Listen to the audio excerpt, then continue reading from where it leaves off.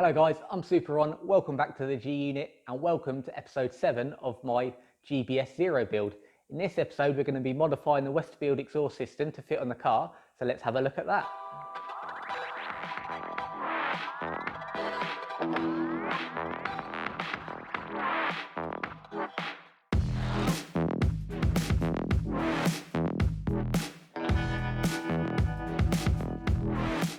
So in episode 2 we went through all the components that I'd bought for the car, and that included this Westfield exhaust system. I'd only originally actually bought the manifold itself, and there's quite a funny story about how I got the rest of the system. The manifold was one on eBay on one of my late night eBay sessions. I think it was £60 or £70, something like that. And at the time I wasn't progressing with the build, I was just kind of collecting up parts. And about a week later, after it got delivered, I got a message from the seller saying, do I still have the manifold and have I fitted it to the car yet? Which is a bit of a strange request. And what it turns out, the reason it was up for sale is he just had a big tubular stainless steel manifold made up, and he got it back on the rolling road, and it's actually making less power than it did with this original manifold. So the exhaust builder was blaming the engine builder, saying the engine is tired. The engine builder was saying there's nothing wrong with the engine, it's this new exhaust system. So the guy asked if he could buy the manifold back off me to get it on the rolling road to prove who was right and who was wrong. So like I said, at the time I wasn't in any rush to get the build going because I was nowhere near that stage. So I said, yeah, that's fine. And he paid me back for the manifold, and he paid postage both ways, and off it went back to him. At the time, I wasn't too worried. He'd paid me back. I wasn't out of pocket. And in fact, I'd kind of forgotten about it. But about a month later, he got back in contact and said it was in fact the new tubular manifold that was making the restriction in power. This manifold flowed 235 horsepower, and he put it back on and the power went straight back up. So he was happy with that. So he went back to his exhaust builder and had a new manifold made. At the time when I bought the manifold, he also had this nice Techie Craft silencer up for sale, but that went quite high. That was £200 or £300 just on its own. And at the time, out of my budget build looking, that was a bit out of my price range. But what he said, as I'd been a good sport and I'd sent it back to him and I wrapped it all back up, was I interested in the silencer as well, because he actually still had it. So I said, yeah, definitely, that's a really cool silencer, but at how much? Because obviously that went out of my budget at the time. He said, as I've been a good sport and as I'd done everything for him, he'd said I could have the manifold back and the big silencer and the whole system for £195 delivered. So for that, I jumped at the chance. It's a proven system. It flowed through 235 horsepower, which is plenty for me. So there's no way going to be a restriction in my build. I knew it was going to take a little bit of tinkering because it was off a Westfield, so I need to modify it, the slightly different chassis on the GBS Zero where the bars and everything run. So let's have a look at that. The usual setup for a GBS Zero is for the exhaust manifold to come straight out the head and actually go over the top of the chassis rails and come out over that top chassis rail, out the side of the bonnet, and then come down to a lower level outside the car. Even on their C20XE red top builds, that is how they do it. So I could have bought an exhaust manifold that would have fitted off the shelf, but it would have been a lot more money than this Westfield system came up for. And at the end of the day, it's only metal, so I can modify it in any way I please. The problem I'm having is the Westfield must have a slightly different setup, because this chassis bar, the tube one down the middle, is getting in the way of cylinders 1 and 4. 2 and 3 went in perfectly. That's bolted straight on, clears everything and comes out the side and joins onto the Y pipe. But it's cylinders 1 and 4 that are fouling this. So I could chop this chassis bar out, but I really don't want to do that. I've seen kit cars when they've been in a smash, and it's surprising how much that actually does do, because it's a straight line all the way down the chassis, almost like a chassis rail, down the centre of the car, goes right to the rear and puts a lot of support in there. And it also helps with the twisting of the car. So that is one of the ones I don't really want to chop out. So I'd rather modify the exhaust and get that to fit around it. So unfortunately, neither 1 or 4 clear these chassis bars at all. You can't even squeeze them in just past it. So I'm going to have to cut these off. Now I could cut them off at the flange itself and start from scratch, but the exhaust system is obviously tubular, but the ports to the head are oval. So there's a little section here that's been formed that goes from the circle to the oval to match the flange. So I think what I'll do, I'll chop it off here and then start from scratch and start getting around this bar. And the other thing, I'm going to clean it all up because it's mild steel and it's been painted, it's all a bit grubby. So let's do that.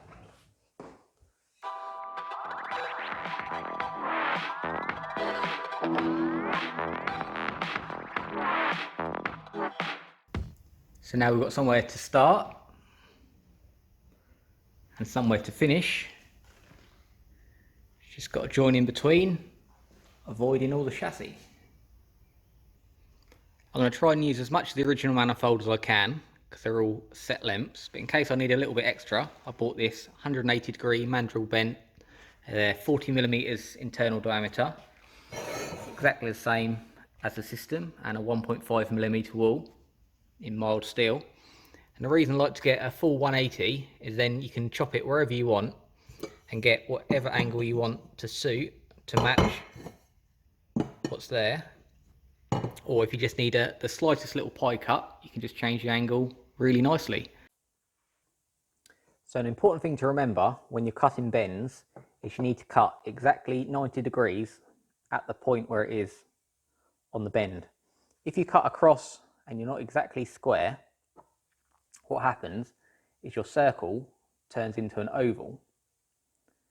And while that's okay on its own, when you then want to turn it and join it to another circle, it's now too big. You've got this big gap, which then won't weld nicely. So it's very important. You can do it with a chop saw. If you've got one of them, set it to the angles you want, and that'll be perfect. But I don't have here. So what I tend to do, if you draw around your bend and you find the center line, every radius out from that will then be exactly the same size for each one. So you can chop them up, and then when you place them out, if you're trying to get over something but you don't want to confuse all the angles,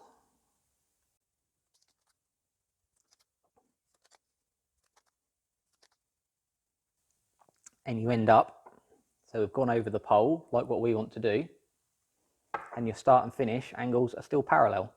So with these, the good thing is you can go any angle, you can cut, join anywhere, but the important thing is that you cut exactly on the radius from the center line. So let's see what angles we need.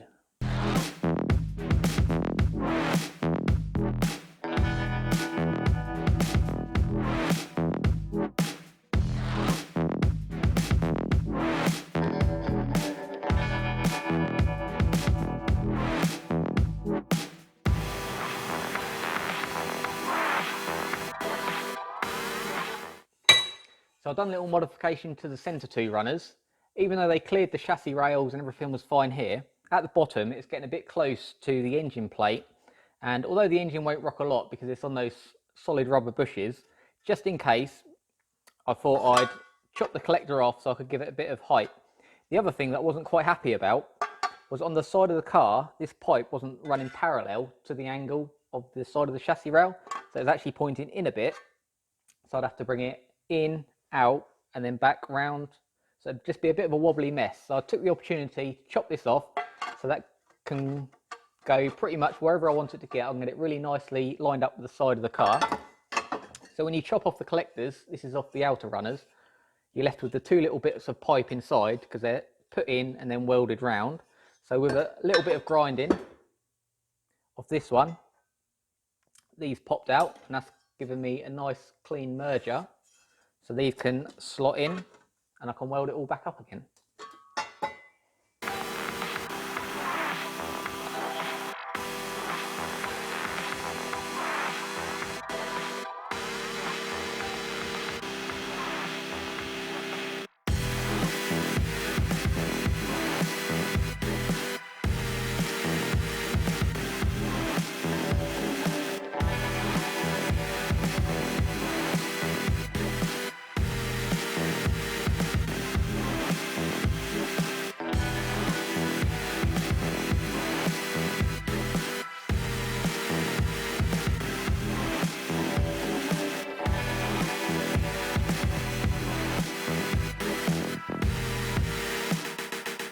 I've got that collector tacked back on, And now that sits nice and parallel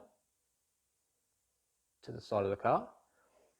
And so I thought I was all ready with my start and finish point for the top collectors. But now I've tried the silencer on, and it's just not going to sit right with how that enters it.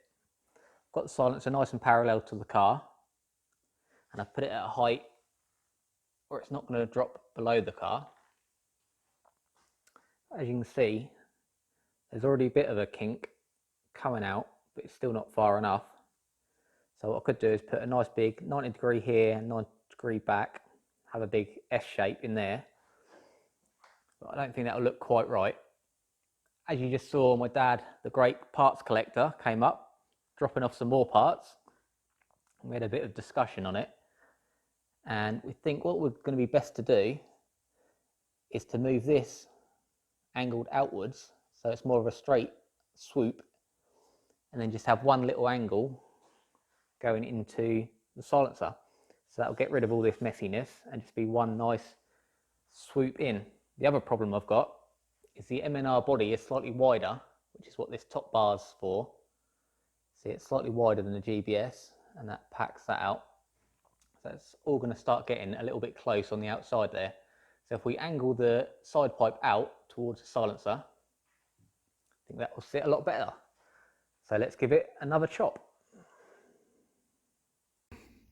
I've just spent a bit of time grinding the old elbow off. So that's all gone. It wasn't the nicest job anyway. And made a new pipe, squashed it to an oval, one end.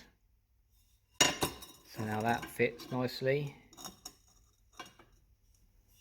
on there. Much better.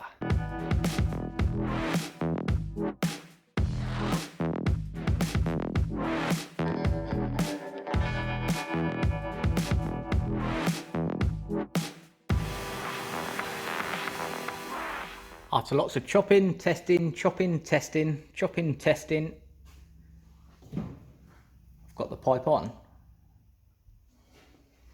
So I've got the silencer sitting perfectly parallel, one kneeling down mat wide gap to the chassis, and that's sitting level with the bottom of the chassis as well, so it won't be sitting below floor height.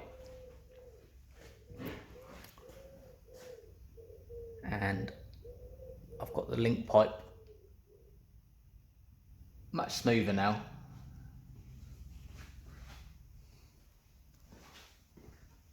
So all that jagged bit that was there before is now one nice smooth transition. I've got it fitted up really nicely. All the pipes and the joins fit perfectly together, and the oval as well. So that's going to weld up very nicely. So now I'm back at the stage where I was 4 hours ago, with a start and finish point, so we can make the collector.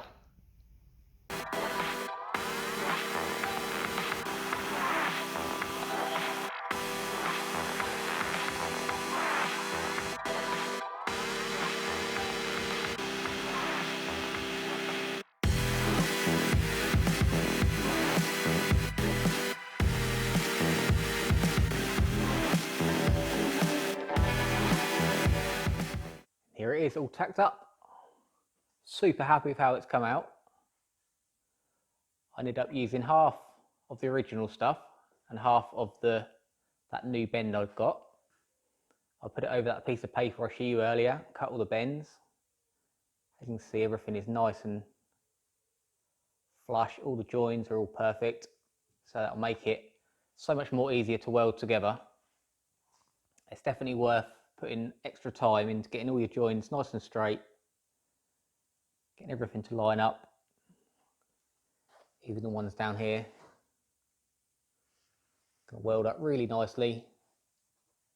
Everything's all nice and square, and it's all ready to roll. You can see at the minute it's all tacked in, and that's with the MIG welder. The reason what I'd like to do is I've got my Artec TIG welder over there. I've had it about 7 years now, but all I've got to do before then is teach myself to TIG weld because I haven't actually used it yet. So I've got all this tacked up, and what I plan to do is have a bit of practice in TIG welding now, and if it goes okay,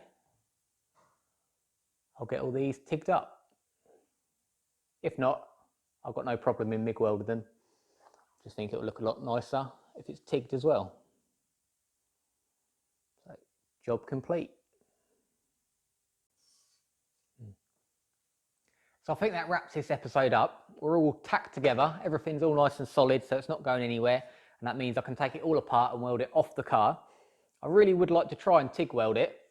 Like I said, I need to get a lot of practice in. I don't want to practice straight on this and ruin all this hard work I've done, getting all the bends right, getting all the gaps perfect, and then just destroy it with a bit of practicing. So I'm going to get some practicing in first, and then if it all works out, I'll get all these tigged up, even on the outside, because it's going to look especially nice on the outside, the bits that you actually see.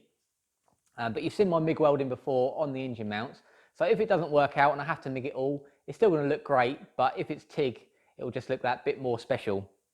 I'm really pleased how we pulled this side back out. So instead of having it parallel and then a wiggle out and then how they normally are with the big curve in there, I've got the silencer completely parallel with this side of the car, and it's just one nice long straight, one little curve and back in. So when the body's on, it's going to look really factory looking. It's going to look like a proper exhaust system. And unlike the GBS exhaust systems, which all 4 runners came out and join at the collector outside the car, so you have to have a massive great hole in your bonnet, I'm just going to have 2 little holes in the side of the body, or maybe just one little oval, and everything else will be hidden inside. So it's going to look really nice and neat and really clean on the outside with the fiberglass body. I always like to try and keep it so there's as little holes as possible, so it just makes it look so much more sleeker.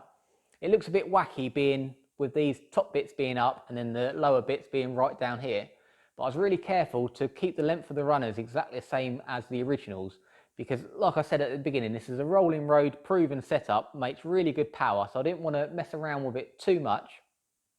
So I made sure I kept the length of the runners all the same, and even though one goes up, one goes down, and then they join back together, the lengths of them are still exactly the same, so it should have no effect on performance at all.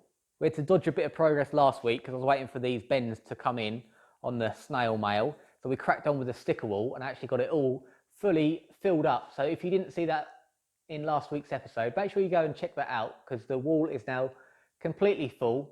If I get any more stickers, I'm going to have a sticker wall extension, which will be pretty awesome. So if you've got any stickers and you want them up on the wall, featured in the G unit, make sure you let me know and we'll get them featured up on the wall. I'll have to get an extension, maybe come across the toolbox as well. So let me know what you thought on that.